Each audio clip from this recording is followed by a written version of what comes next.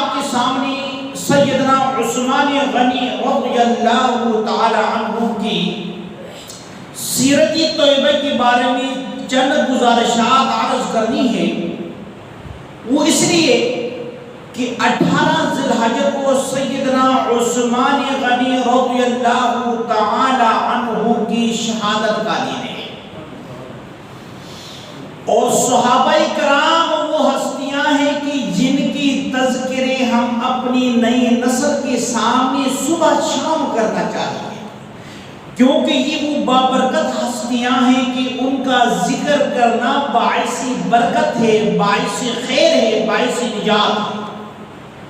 آج ہمارے نوجوانوں کو انڈین فلموں کے ایکٹروں کی حسب نسب تک علم ہے، نام کیا ہے، باپ کا نام کیا ہے، عمر کیا ہے، کہاں رہنے والے ہیں، لیکن جو ہمارے محسن حقیقی ہیں جن کی طفیل آج میں اور آپ اللہ کا کلام پڑھتے ہیں، جن کی محنتوں کی وجہ سے آج میں اور آپ قرآن کریم کی تلاوت کرتے ہیں، اس کی اشاعت کرتے ہیں، اس کو سمجھتے ہیں، دوسرے لوگوں کو سمجھاتے ہیں، یہ ان کے پیچھے صحابہ کرام کی قربانیاں ہیں۔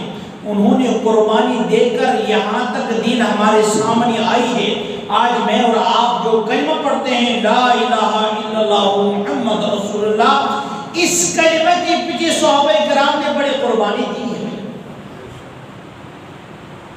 تو عثمان غنی رضی اللہ تعالی عنہ ان خوش قسمت صحابہ میں سے ہے جن کو دنیا کے اندر اللہ کے نبی نے جنت کی خوشخبری سنائی تھی، جن کو میں اور آپ عشرہ مبشرہ کہتے ہیں، ان میں حضرت عثمان غنی کا نام بھی ہے۔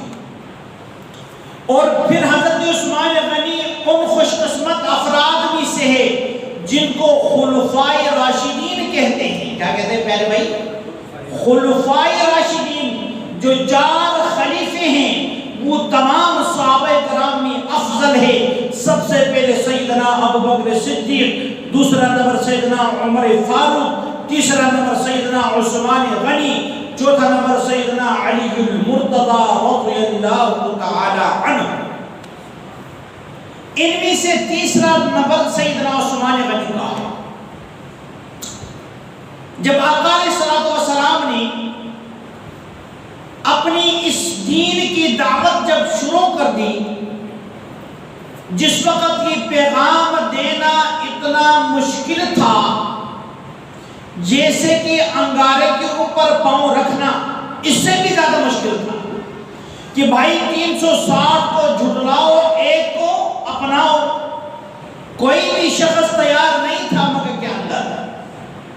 اللہ کے نبی نے سب سے پہلا یہ پیغام سیدنا ابوبکر صدیق کے سامنے پیش کیا، تو آپ نے کہا یا رسول اللہ، اللہ نے آپ کو نبی بنایا، مجھے امتی بنایا، سب سے پہلی مردوں کے اندر ایمان لانے والا ابوبکر صدیق ہے رضی اللہ تعالی عنہ۔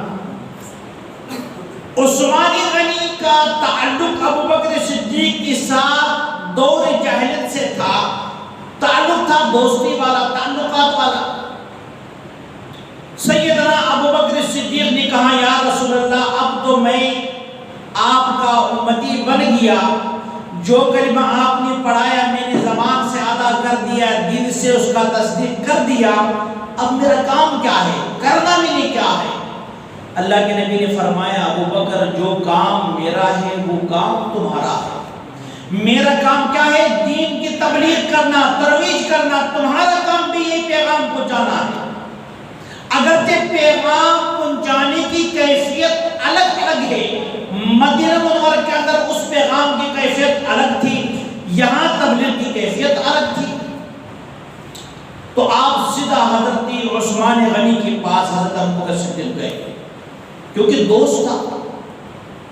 کہا عثمان، آج میں آپ کے سامنے وہ پیغام لے کر آیا ہوں، اگر جس کو تسلیم کرو گے تو دنیا کے اندر بھی کامیاب ہوگے، آخرت کے اندر بھی کامیاب۔ یوں سمجھ لو کہ جب یہ الفاظ ابوبکر صدیق رضی اللہ تعالی عنہ نے جب کہا تو عثمان غنی اس پیغام کو قبول کرنے کے لیے پہلے سے تیار بیٹھا ہوا تھا. کہا ابو بکر تو میرا بھائی ہے، میرا دوست ہے، جو پیغام آپ نے قبول کیا مجھے بھی اللہ کے نبی کے بارگاہ اقدس میں لے جا، میں بھی اس کو قبول کرنے کے لیے تیار ہوں. اب دونوں دوستوں کے آپس کے اندر یہ گفتگو ہو رہا ہے، اتنے میں سرکار دو عالم صلی اللہ علیہ وسلم تشریف لائے.